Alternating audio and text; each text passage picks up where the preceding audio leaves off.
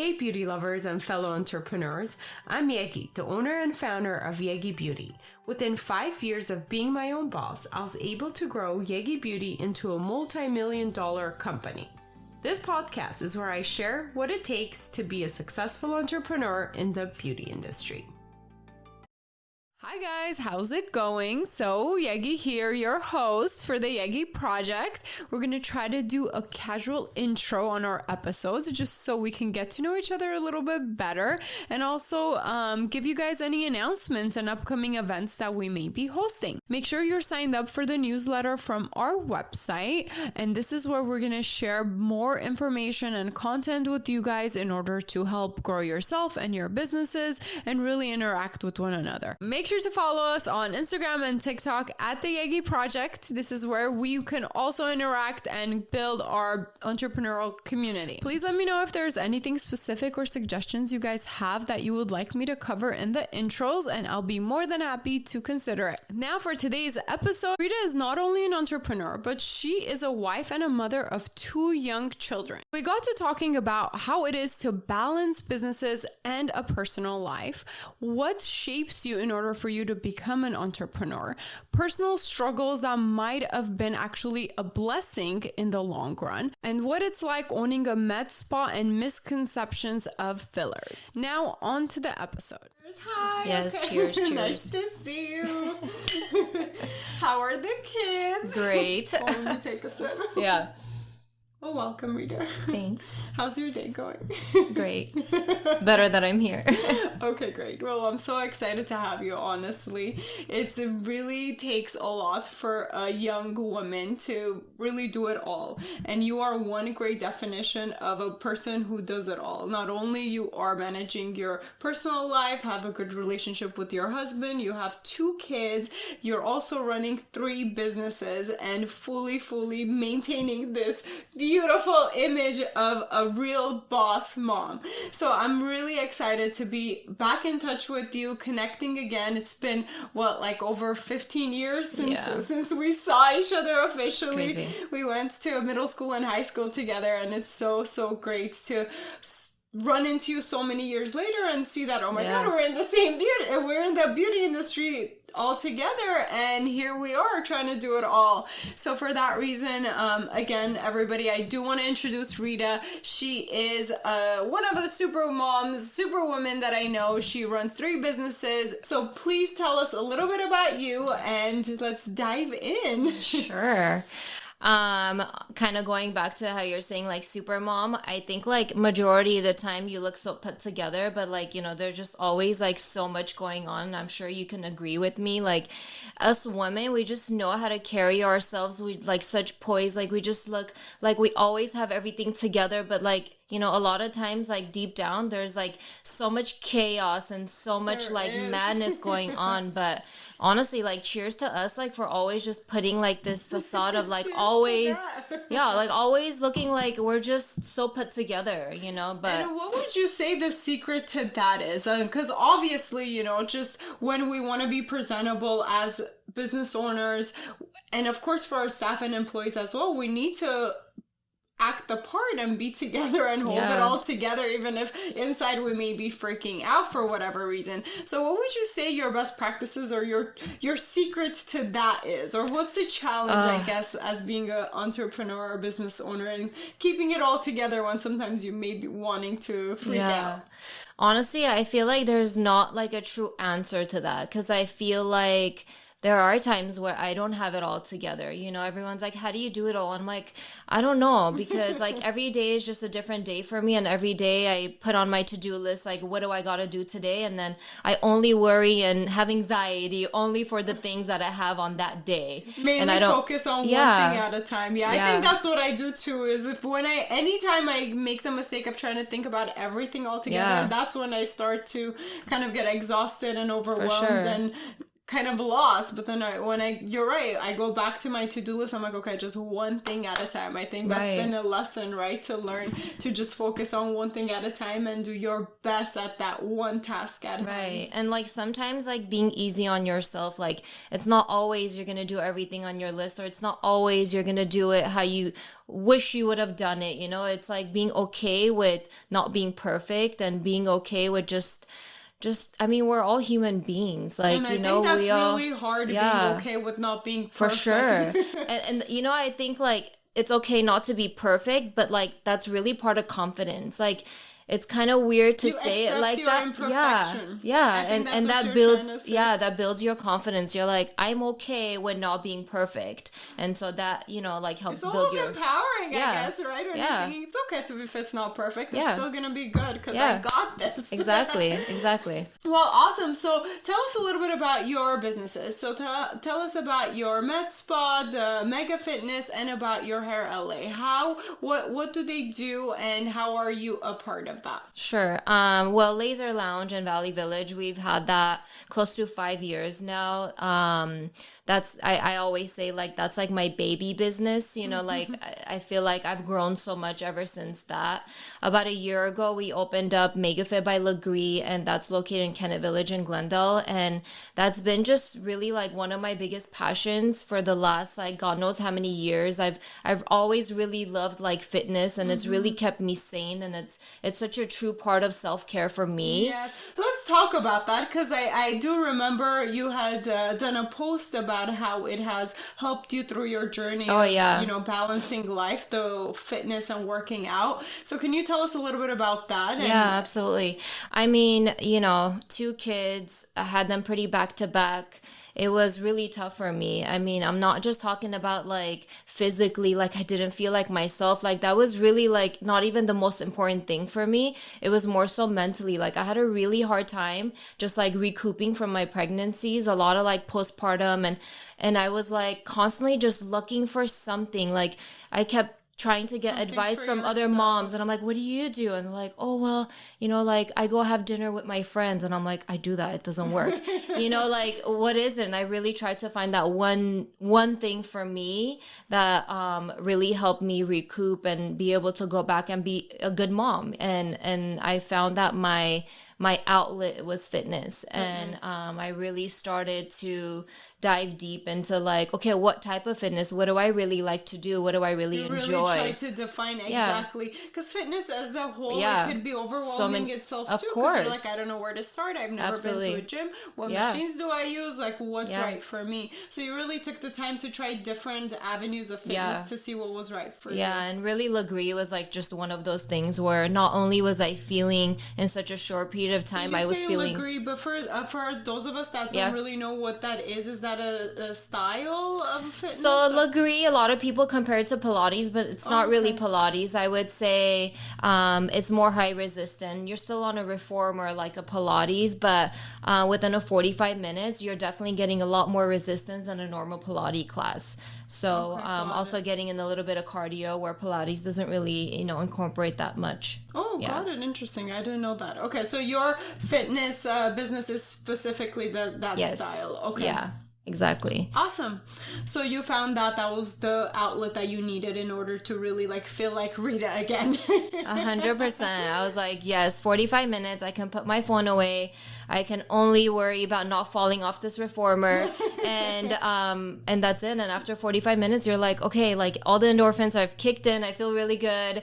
I can go back and change more diapers and you know, do everything that I got to do at home. Yes, it's crazy. Honestly, fitness and running for me personally has been like throughout, even before kids, just throughout dealing with life, anytime I felt overwhelmed or stressed or kind of like in this cloud of not knowing how to proceed at that moment, running has helped me do, you know, that same thing, is to just kind of clear my head and get to a place where, you know, where all my hormones kick in and you're all excited and you're like, okay, I got this. Why was I overthinking it, right?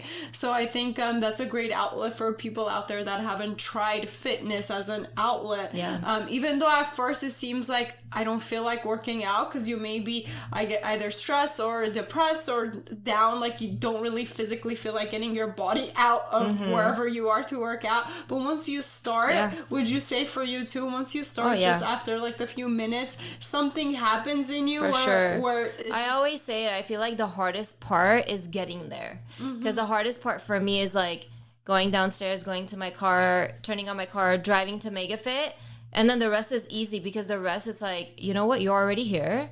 You don't have any other choice. You're not going to be a failure and like walk out of middle of the class. Yeah. You're going to have to stick through. And then after the 45 minutes, you just have this like accomplishment. You're like, wow, I feel so accomplished. I did it. I didn't want to do it, but I did it, you know? And it's almost a good thing to work, to have a simple way to just get started, to build your confidence too, right? For sure. So whenever you do that one thing, you're like, okay, well, I made it. I did this. Well, now I could cross off one other thing on my to-do list. So I think as it's a good habit and a practice to have in order for people to be able to start that good feeling, because the more we have that good feeling of accomplishing something, the more likely we're going to want to do more and more and more. And it goes back to confidence. You know, what more can you do to build your confidence? Because I think what really helps you make it in life is like having that self-confidence. And it shouldn't be anything from the outside source. It should be you should feel so confident within yourself. It shouldn't be like, I need to hear it from somewhere. It shouldn't be that third source. It should just be within yourself. Yes. And would you say that was key for you to come to that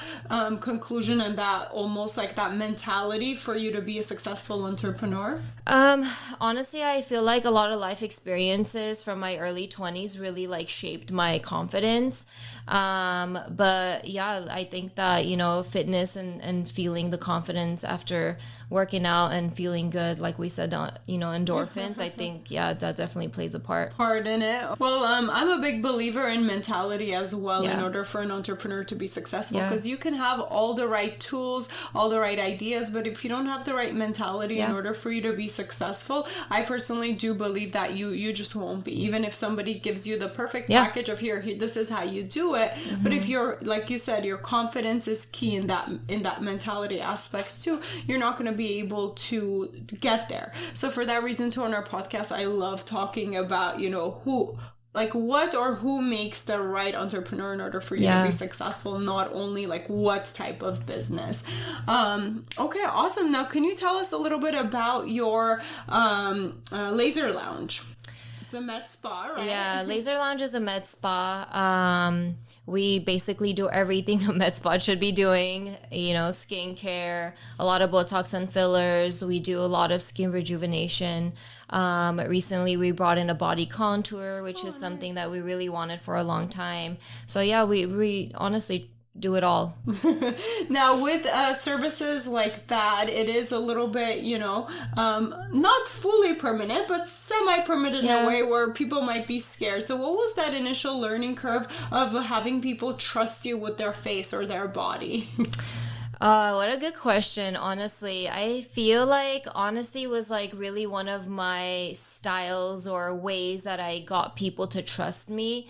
Until this day, I feel like I take pride in the way that I do my consultations. I truly am as honest as I can be with them.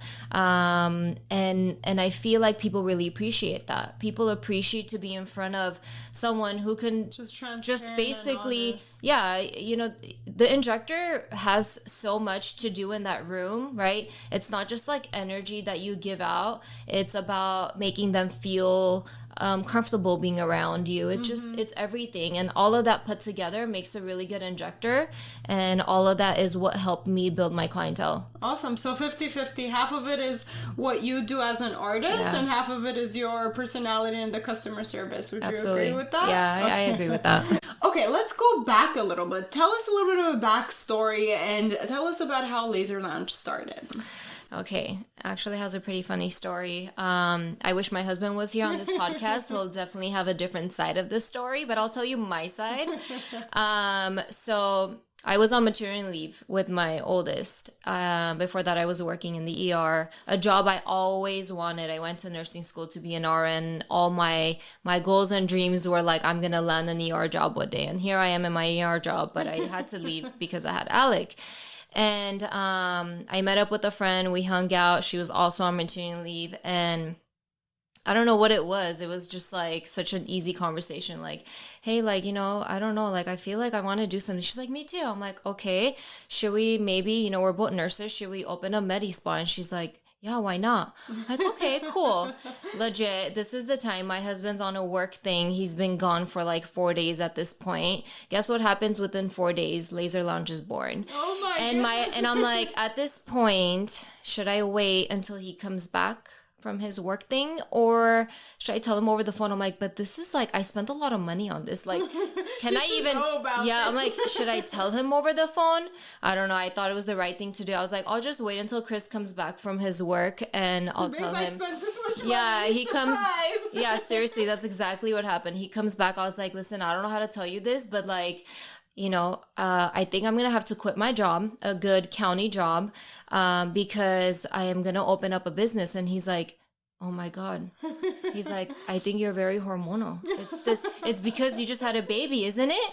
Oh my God, Rita, you can't make these decisions. Yeah. And so he was like freaking out. He's a guy who has everything so calculated to the T. Mm-hmm. Opening up a business and being an entrepreneur has never been one of his things, so play it secure and safe exactly. And I'm like the complete opposite. So he blames it because I wasn't hormonally or emotionally stable. But trust me, I was very stable. I mean, hence why we're here right now, right? So he's grateful about it now. He's thankful that we did that. But yeah, that's truly within 4 days, Laser Lounge happened. Wow, yeah. 4 days. 4 days. So what was the process? So you and a friend, right, decided, so are you guys two partners in the business? Mm-hmm. Okay, so you and a friend decided, we're going to do this. Yeah. Oh my gosh, okay, so what were your next steps? Did you guys have a business background? Like, we didn't. I mean, we knew each other from back in the day when we had first graduated nursing school. We worked together at like a surgery center, and that's kind of how we knew each other. But yeah, it was just like, okay, like, like, what do we do at this point? We want to do it, but like, what next? Where do we start? I had a few friends that were in the, Medi spa industry, and I asked around, like, hey, I want to do it. Like, what do you think? And they're like, oh, you know what? I heard that this person is selling their business, and it's a Medi spa. Wow. It hasn't been around very long. She's pregnant, doesn't want the business anymore. I was like, all right, let's go meet her. Sure enough, we call her. We meet up the next day, and that was it. Jasmine and I. So you guys bought a newish but pre-existing. Yeah. She had been around a little less than a year, but it wasn't really, working for her, and so she just needed somebody. Like the space and the setup, the equipment, and hence why in 4 days we were able to just. That's great. Yeah. Honestly, because when I talk to a lot of new entrepreneurs, not new, but when I talk to a lot of entrepreneurs too, a lot of the journey starts as starting from scratch, and they have to like find the space and do the layout and the build out and all of that. But sometimes we forget that, it's an option to try to invest in a business that's already there and then growing it and making it your own. It's just whole different approach. Yeah. Now, did you guys review their like financials? Did you do all of that? So they didn't really go for it? No, they didn't really have too many financials, only because they weren't around for very long. And I had like an image in my mind, or like a business plan in my mind, where their financials didn't really make big of a difference. Do a restart. Yeah, we were gonna do a whole new rebranding and like. Did they have clients? Did you guys get some clients and stuff? Not really. Yeah, not really. But that's just part of a business, which we were okay to build on your own. Yeah.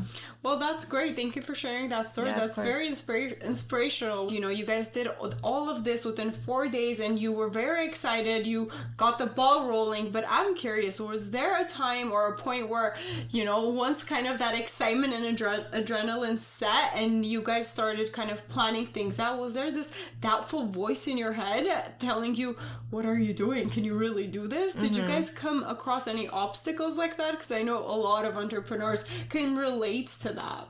For sure. I mean, it could be pretty challenging taking over a business or just starting any business, because you're not, I was realistic. I wasn't expecting to like go there first day and then all of a sudden I have a full day booked, clients. Like I wasn't expecting that. But listen, there were days where not one call came through, and then there were days where it was only one person on schedule, and then it's only normal for you to feel like, oh my God, should I really be doing this? Like, is this gonna work, right? But I think that what's so important about an entrepreneur is kind of having that self-talk within yourself and saying, hey, this is fine. I'm not going to let that get to me. It's going to be fine. You know why it's going to be fine? It's going to be fine because I'm going to do everything that I can, and I'm going to give it all that I can. I'm going to put in the hours. I'm going to put in the work, and it's going to work. It's not going to not work. It's going to work because I'm here and I'm going to put in the work until it works. And I think that's what the confidence and the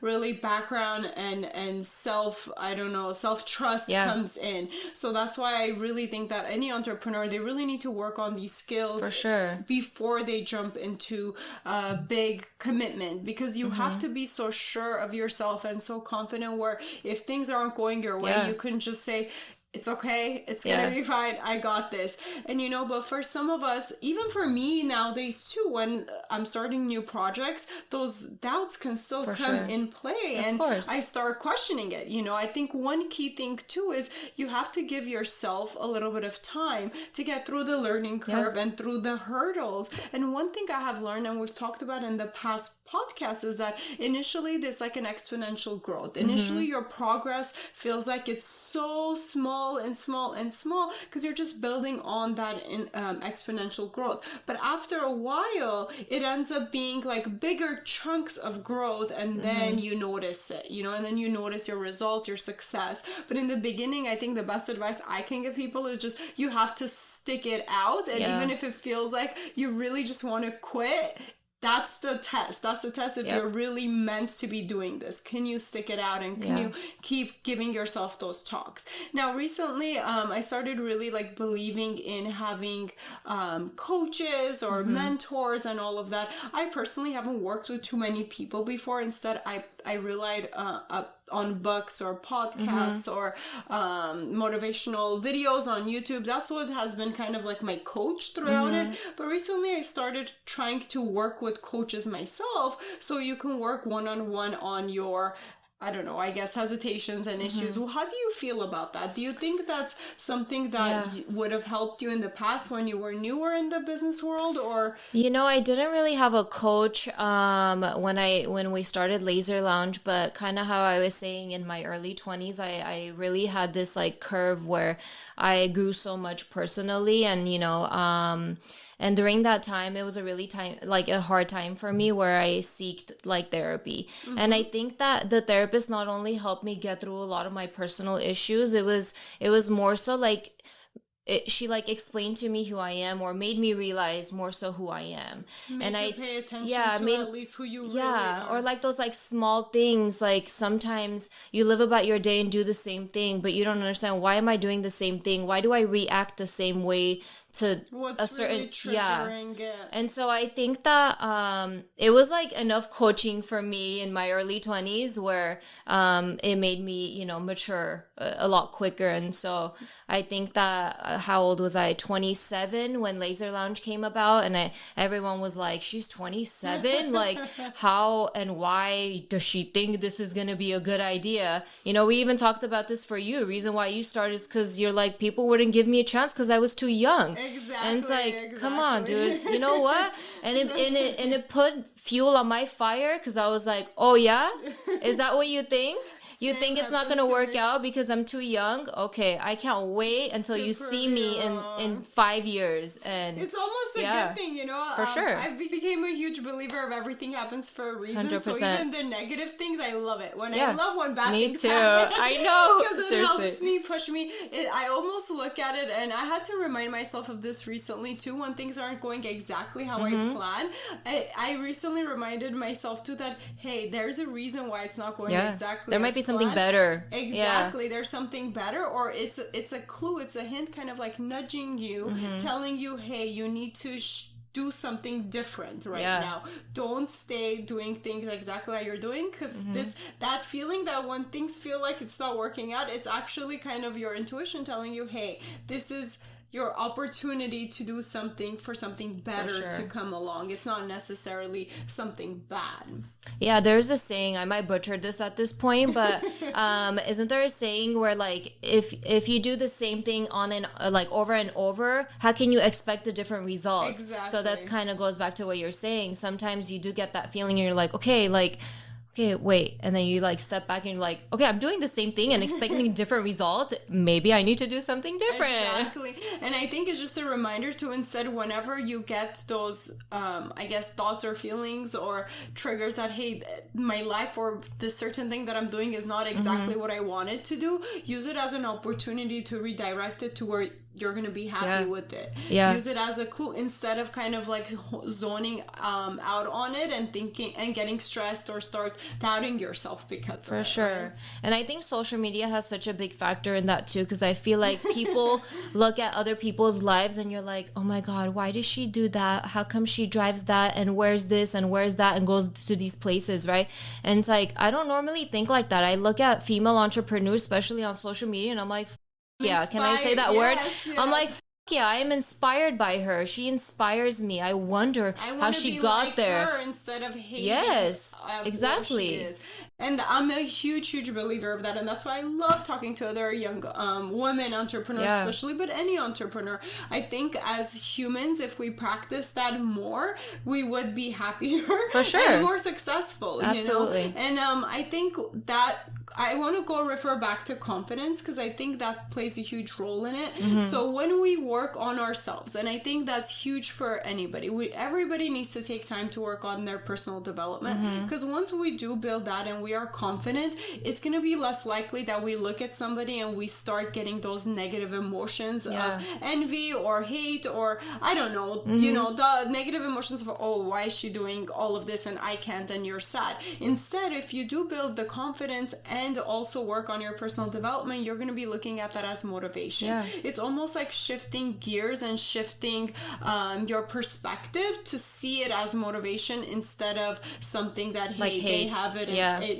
they have it and I don't. And it might be easier said than done, but I think it is practice and it is a habit. We need to remind ourselves and surround ourselves with people who do practice that, right? If you feel like the people around you are always acting that way and are negative that way, then you're gonna feel like it's okay to be that way. But if once you consciously realize that, hey, it's not okay to be like this, pay attention. I think it's a lot of the times it's the people we're surrounded with that we end up kind of getting their personalities influence as well. I honestly couldn't agree more. A lot of that has to do with sometimes not being mature enough to understand the energy around you. And like, it's like, I don't know, you just, as you get older and you have more life experience, I think you understand what that energy is. It's harder to explain to somebody. Keep close to. So did you have to change gears with your friends or with who you spend your time with when you were going through this journey of becoming your own boss? Oh, absolutely. I mean, it was a big change for me. I wasn't always the person where I had like 1,000 friends, but I had a lot of friends, I would say. And I think that as the years went on, and it's kind of sad, as more successful as I got, I feel like I was filtering through more and more people. And then especially after I had my kids, it was like, okay, wow, like I'm down to like, I don't know, people I can count on my one hand. And I'm okay with that. The amount of free time you have, it's natural. I'm okay with that. And I think it's hard to be okay with that sometimes, because sometimes you feel like you are missing out, right? That FOMO thing is real. A lot of people feel like they're missing out. They're not seeing all their friends or more friends. They're not doing X amount of activities, like going out or going to events or going to even, just birthdays of all the people that you used to go to when you decide to narrow down on where you want to spend your time. Now, that's another huge topic for me that I love talking about is time, because that's the only thing we literally can never get more of. We can always get more money. We can always get more of everything besides time. That's the one thing that, at least for now. Or maybe something will change in the future with science. But right now, that's, we all have the same 24 hours, and we just need to find a way to really decide, okay, who am I spending my time with? What am I spending my time doing? And where can I cut down on the things that are more of that don't do me good? Yeah, exactly. That give you those negative emotions versus the positive emotions, right? Wow, I can totally go on a whole other seriously about time. But very, very interesting. So I'm glad that you're here and we can talk about this and we can connect. And I love connecting with other entrepreneurs, like-minded people as well. I always see it as motivation, honestly, and inspiration too. And sometimes when you're having this conversation, it's also like a reminder for yourself, right? It's like, okay, these are the things I need to go back and revisit. And right now I just thought about it. I'm like, this is the Yegi Project. I need to go back and reevaluate where I'm spending my time. Yeah. Although right now I'm still kind of going through the transition of two still very young children, so a lot of my time is being taken by them. But besides that, even if it's just a couple hours extra in front of the TV, maybe instead of that, I can be exercising, right? Which can be a better outlet for me to be in like a better state of mind compared to just being lazy, or not, I won't call it lazy, compared to just laying down and watching TV. Right. Anyways, let's get back to talking a little bit more about business. So what would you say is the best part and the worst part about being an entrepreneur? What should I start off with? The worst part or the good part? I don't know. I think that I'll start with the worst part. The worst part is probably never having days off. I don't know. That's funny because I coach people, in the beauty industry, specifically for eyelash extensions, and now I started doing more business coaching as well. But a lot of times people want to get into these type of jobs or be an entrepreneur and their own boss because they want to have more of a flexible schedule, or they want to work less. What's the reality behind that for you? Those people that come to you, their reality is going to hit them really hard. I mean, look, I can close off my schedule. Do you mind it? No, I don't. I don't mind it. I might complain about it, but I don't mind it. I love it. Choice, yeah, right? I love it. Although sometimes I can complain to my husband and be like, oh my God, I really need a day off. But like, if you know me well enough, you know that I don't really need a day off. I might just need like a massage, just send me to an hour and a half of a massage and then I might be good. But, going on vacation and still having to take your laptop because you might have to do work, or like answering phone calls. And truly, like you're accountable for so much. And there's just so much that goes in with, especially Laser Lounge, Make It Fit, at least it's like a fitness studio. Like what can really like go wrong? What would they need me for, right? But with Laser Lounge, there's a lot that goes on into it, and I think that I'm learning to understand that it's okay not to have the days off, but it's good to understand where is my outlet, and goes back to fitness, and hence why Make It Fit was really came about a year ago. Okay, so what's the good part about having a business? Best part, yes. Okay, so I think that the best part of having a business or being an entrepreneur is having that platform to be as creative as you want to be. I think that's so fun for me. It's having a business or a place, a platform, whatever you want to call it, to do whatever the hell you want to do with it. No one's gonna tell you no one's going to come and tell you, why'd you paint that wall green? Like, because I want it to be green. So I think like it's it's fun being as creative as you want to be, and I think that but for me, honestly, that can also be the challenging part too, because there's no one to tell you what to do. Sometimes you just want somebody to tell you what to do, right? I guess so. I wish there was a book of like, all right, here's how to exactly, like step by step. But when you're running your own business, honestly, it's never black and white, right? No, it's never black and white. It's always like hit and miss, even with. Like, I went to business school, so I technically should know exactly what to do for my business plan, for marketing, like what works, what doesn't work. But in practice, it never works how it works in the theory and in the books. And it's so much trial and error. But I think you're right. That is kind of the fun part of it, too. It is fun. I mean, look, like, I did my master's in science of nursing, and it's like, I mean, there was so much I learned in a textbook, right? When we go out and, like, practice being an NP, Do you really think we go by the textbook? But a lot you of guys times, with no. your program will also get a lot of hands-on and practical, obviously, with the nursing. Yeah, of I would course. hope so. No, we do. Of course, we have a lot of hands-on, but it's, it's again, a lot of it has to do with experience and practicing outside of school, after school, and so, and that's, that's Was really it scary? So let's go back to, injecting or laser hair treatment. I guess it's a less invasive if you compare it to injecting. How was that experience for you starting out? Did you just feel confident, like, I got this, I know what to put where for the face to look good? Or did you have to go through that trial and error phase? Look, I feel like I always had an eye for injections. I really think that's a thing. I do, because I can't put it in any other way, or I can't explain it any other way. I just have an eye. How about the golden ratio? Yeah, there is a ratio, but I think that, like, we just, like, look around in this room and, like, everyone really looks so different, right? You and I look different, she looks different, and so what is that golden ratio? It could be so different based on race and background and so many other factors. I think that, again, like, it's a way of approaching what you're doing. I think that for me, at least, like, after, let's say you take the certificate and they're supposed to be like, all right, within 2 days you can go inject people, and at least, like, after that, I felt like I wouldn't really screw up, or if I screwed up, I would know what to do, because that's really what it teaches you. It doesn't teach you how to inject or, like, how to view a person's face. That comes with experience, or if you have an eye of, like, okay, like, I can look at your face and I can just map out what I would do to your face, so I think, like, that's something that can't really be taught. It's just, like, within you. And I think I've built the clientele that I've done because you have an eye for it. Yeah, I think I really think certain things, it is the artistic eye, and certain things, if you naturally have it, it's going to be a lot easier. Yep.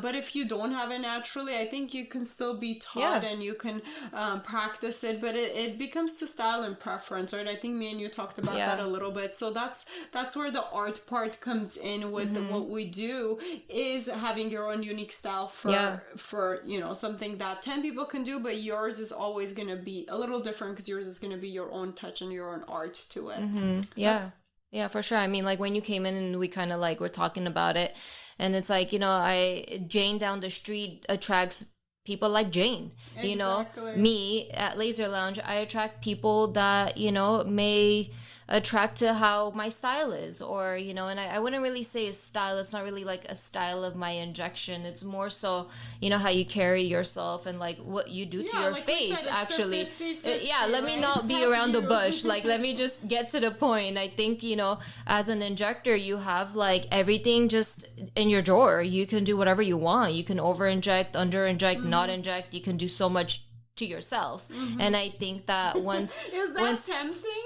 So I have noticed, it can, or people say it's almost like getting tattoos too. It's addicting. Like, people always want more and more. What's your experience with that in clients? Look, with clients, there are some clients, and I think Would you say it's half and half? Yeah, it's half and half, and I think that it goes back to, kind of saying, like, who do you attract? Like, I don't attract too many of those clients, actually, but I do get them once in a while, and I like to think of my clients as my, like, walking portfolio. Like, if I feel like, if I do this to you only because you want it and I don't think it's gonna look good on you, I'm sorry, but I'm gonna have to say I can't do it. Go down to Jane down the block. Maybe she might do it for you. So you're okay with refusing clients to keep your name 100% to where you want it to be.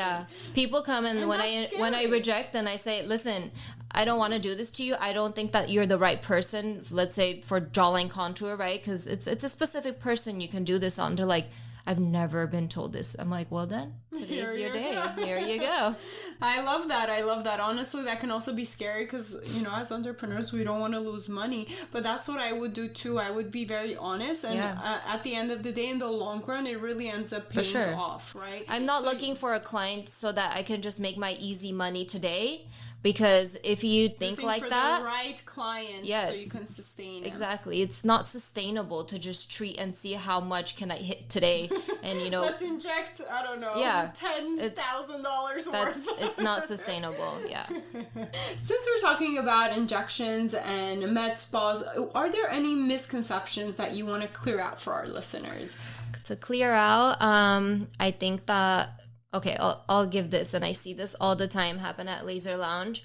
A woman will come in and then she'll be like, my husband went on a fishing trip. I need to do this before my husband comes back, because if my husband finds out, that I did blah, blah, blah, he's going to be upset. And I'm like, listen, the fact that your husband will not know after the 4 days tells you that it's not going to look unnatural, or it's not going to look unnatural. It's going to look good. It's only just going to enhance and make you look a little bit prettier, or whatever it may be, And I think the biggest misconception of fillers and Botox and just like any sort of injectables in general is that it's always going to look fake. Like if I get lip fillers, it's going to look too much. It's not going to look too much. It's, it depends. It doesn't have to look too much. It actually shouldn't look too much. All these beauty enhancements and stuff, it's not meant to be there for everybody to look exactly perfect. It is there to enhance if needed, but it's not necessary. You can do as little as you want, or not at all, and it's still okay. Yeah. So I think on our part of it is to educate, and on people's part in the world is to kind of show more of the reality. And I know that's a lot harder said than done, because I'll confess, even for myself, when I have a bad face day, or I'm not feeling like as pretty that day as I am, I do want to use a filter. Like it's kind of hard for me to go on camera and be like, hey, this is what I look like today, and that's fine. I'm working on that. Honestly, I'm working on being more okay with kind of being barefaced, or even putting my face out there and my hair looks crazy because I haven't slept all night. Yeah. But anyways, again, it's hard. It's really hard. It's not an easy thing to do, and I think that I also should be doing a better job at that too, because we want sometimes to be advocates. Yeah. But then it's like me, like I'm in this business, like I own a Medi spa, and in my mind, sometimes I feel like I can't have a bad skin day or like a week. I mean, it's been more a week for me at this point. Humans, but us being way too hard on ourselves. We are. Like, why are we so hard on ourselves? Like, why? We don't, like, the thing is, like, who even knows if we're even being judged? We're probably not being judged, because guess what? Like, everyone has those days, weeks, whatever it may be, right? Like, not everyone has a. We're our worst critic, honestly. Like, a lot of times when I see like certain photos of my friend, right? I'll think they look so pretty in this photo, and then you show it to them. You're like, oh my god, do not post that. Yeah. And then I'm like, no, you look so pretty, right? We are so hard on ourselves. I think again, we as humans, we need to all just like be nicer to each other all the time. I know. So we can build each other's confidence. Yeah. And I think that's key to, again, going back to confidence, because this episode's gonna be. I know, basically. It comes back to confidence. But it's a lot of like working on yourself and personal development, and overall helping other people work on themselves. Oh, and I just remembered actually one thing that we, from the previous company I had worked for, it was like an exercise we did with all the coworkers in order to like build everybody's like happiness and confidence, is whenever you get an opportunity, just really compliment somebody. Even if it's a random stranger walking like down the street, if you see their hair and you like it, it's okay, just take a moment and say, hey, I like your hair. I think it's just those little things that also help build people's confidence. So as humans, we can do our part even for strangers to make them feel happier and better, and overall, I guess, have better effect in their life. I like that. I think to even piggyback on what you're saying, to compliment people, I think at least for me, like, I need to learn how to take compliments. Sometimes, let's say, like, someone would be like, oh my god, Rita, like, you look so good today, your hair looks good today, but in my mind, I don't feel like it is, and I'll be like, really? I don't think my hair looks good today. I need to stop doing that, and more so saying, more so be like, thank you. Thank you. It does. That's it. That's it. Yeah. There's no need to give a back end story, how you feel, what it is, no. say thank you. Exactly. I appreciate we that. need to accept that, and a lot of people do that. I've actually done a seminar on that, and it's just accepting it and saying thank you. Yeah. Like you said, it's that simple. That's and it. It's a habit. Yeah. You know, going back to habits, literally it's a habit for us to try to justify or try to give a compliment back, or to try to you don't have to, you know, it's okay to accept the kindness and just say thank you and enjoy that moment, you know, because it gives the person who's giving you the compliment or whatever it is pleasure too, for you to get that happy, satisfactory feeling of saying thank you, instead of, you know, going off on a tangent and explaining why you don't feel that way. Yeah. So it's a habit, guys. Practice it. Just say thank you and give each other endless compliments. All right. Just for some of our listeners out there that may be curious, you did talk about back in your 20s, you went through some personal stuff and it helped you kind of grow and work on yourself and your personal development. Do you mind sharing a little bit more what triggered that? Wow. Okay. This is probably like the first time I like even like talk about anything, you know, in regards to my like early 20s. I mean, my close friends and everyone really like knows, but it was like a weird time for me where I got married very, very young, and I feel like I just wasn't really ready to be married at the time. And, you know, only within a year I really felt like I shouldn't be married. And I think having that, like, you know, like that, you know, you wake up and you're just like, what am I doing with my life? Like, you're just like kind of feeling confused, right? Yeah, you're just, exactly, you're out of place. Like, should I really be doing this? You know, that uneasy feeling.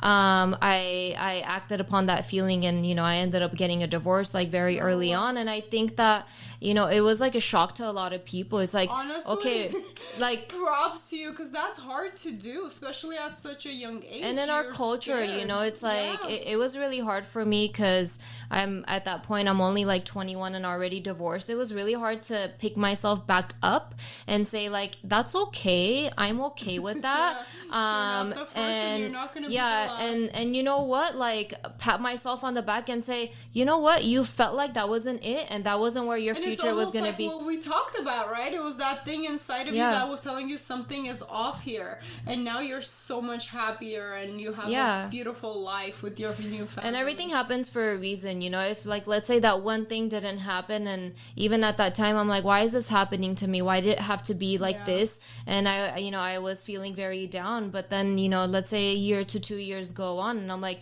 wait a second, if that didn't happen to me back then, I would have never been in this situation, right? I wouldn't have had my 2 boys with my current husband, because I, you know, who knows where I would have been at that point. So I think that everything happens for a reason. And I'm a huge believer of that, honestly. Huge. I think got married when I was 18, and that I didn't fully go through with it, but almost. But yeah, and that was also really hard, and I think a big eye-opener and very difficult to deal with. And, you know, as a young Armenian woman, which in our culture is, you know, really looked down upon. I can't believe she got divorced.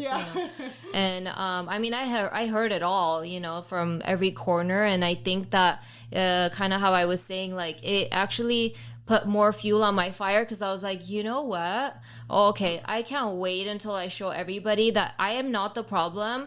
And I don't think anybody's the problem, don't get me wrong, but I think that it's such a misconception from people, like, wow, I can't believe she got a divorce, there must be something wrong with her. No, it's just like 2 people didn't have to continue their lives together, you know. That's really like how I see it. And I think it made me feel like I'm gonna do so much in life. I'm gonna keep going. I'm gonna work on myself. I'm gonna continue being confident and sticking to how I feel in my gut and moving forward. And I'm so glad that I did, because feeling, you know, those things inside of you, they're never wrong. No, they're never wrong. Your gut feeling always knows. And honestly, like you said, everything does happen for a reason. And at that moment, I'm sure you felt like your world was crashing. And why is this happening to me? This is horrible. It's the worst thing ever. But then, like you said, down the line, it ends up being a blessing. So I think for our listeners out there, that's a reminder. If you feel like anything in your life currently is not going as you wish it was going, definitely, like, be patient with yourself and listen to your heart and your gut, and I guess take action, right? I think that's the key. Take action into even the basics of working on yourself to build your confidence and then see what you want to do. Yeah, going to therapy I think really helped too, because it puts in the perspective of like, wait a second, like let me rewind back a little bit, look at it from the side, like what really went on, and then you reevaluate yourself, you grow, and it helps you in the future. I'm so happy you were able to do that and get the help. A lot of people also are scared to see a therapist because they think that something is wrong with them to see a therapist. I personally have seen a therapist in the past too, and I think it has been a lot helpful for me to get my thoughts out, and then you figure it out, and most of the time without even them giving you advice. I think it's just just having that outlet to vent in a way to a total stranger who's not going to judge you. So I think, again, I'm a big advocate for that too, for people to actually really like take the time to listen to themselves and get the help they need if they need it at that moment. And then once they're fine, move on. Yeah, and it's not always like, when you're at your lowest point, like you should be seeking. I think reading books and like doing all those things that help you grow are also very important. And it's not necessarily like I need to grow and be better. It's more so like, let me add on to being better. Like we all have so much room to be better and do better and build more onto what we already know and feel. There's really no limit, and it's only to benefit you. And my grandpa used to always say, like, the only thing the only thing you keep to yourself is your education, your thoughts, and everything that you have learned and acquired through life. Like no one can take that away from you. Nobody. I love that. Everything else, people can take your house, your home, your husband. People can take your husband. People can take a lot of things from you, but what you have learned and taught and like feel within, no one really can take that from you. For you. I love that. Honestly, I think that's a great way to end this podcast. So invest in yourself, invest in your education, invest in your personal development. And we are here at the Yegi Project to also share and help you guys go through that process with us. Because like Rita said, exactly on point with what I love to do is no matter where you are in life, as humans, we always need to seek for more and feel that growth. Because even the people that have, in our opinion, all the money in the world where we think they can be happy, they are also unhappy, or they end up becoming unhappy if they're not constantly growing or working on themselves. And that doesn't mean only growing financially. It could mean growing with your experiences, with your love, with your friends, with your accomplishments, with your education, on and on and on. So long story short, thank you for listening. It's been such a pleasure speaking with you, Rita. I love talking to like-minded individuals, and you're so inspiring for other people out there in order to kind of, work on everything and get to the dream life that they want to have. So with that said, thank you again. It was a pleasure having you, and we hope to talk to you soon. Thank you guys so much for having me. Bye. Thank you for listening. Please rate and review this podcast. Follow and engage with us on social media under the Yegi Project. And if you're interested in being a guest, email info@theyegiproject.com. And don't forget to subscribe so you don't miss out on any future episodes.